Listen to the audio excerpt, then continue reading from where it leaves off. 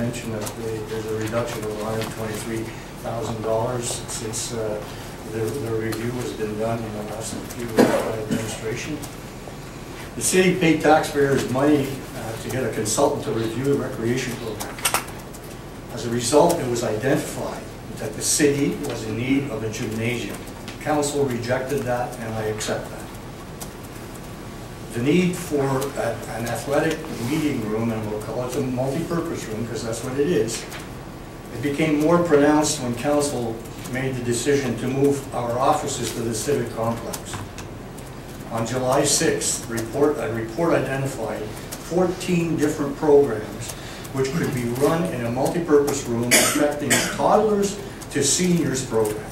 So we're talking about young people, we're talking about seniors, we're talking about teenagers. And some of those are arts and crafts, which supposedly we're interested in, seniors activities such as card games, workshops, dryland training, line dancing, Red Cross life-saving programs, and that's just to name a few. And the swim meet was an embarrassment because we fed people from all over Ontario in a room that's used by hockey players to change, and that was an embarrassment to me. If we are to offer quality of life programs to our residents, we must invest in our facilities and our programs, support them. The building of a much needed multi-purpose room is an investment in our future. Yes, there's a cost to it, but when you invest money, there is always a cost. It's needed. It was pointed out by the Recreation Committee report, and it's time we move forward on this. Councilor Goodell, followed by Councilor McDonald. Thank you, Your Worship.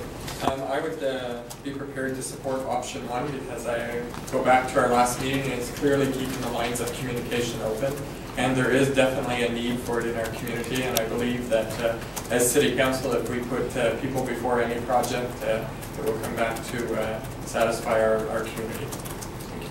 Councilor McDonald, followed by Councilor Grant. Thank you, Mr. Mayor. And I too stand in support of this motion.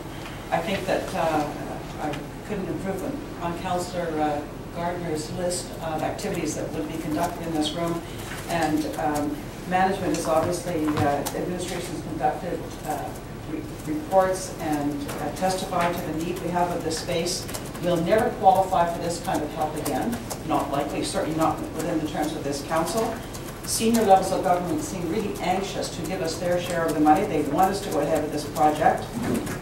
The need is established for it, and I think the one comment that maybe stopped this motion in its tracks the last time around, not the first time we entertained the notion of building a multi-purpose room, but the second time, was that there was gym space available in the city that could handle all these activities.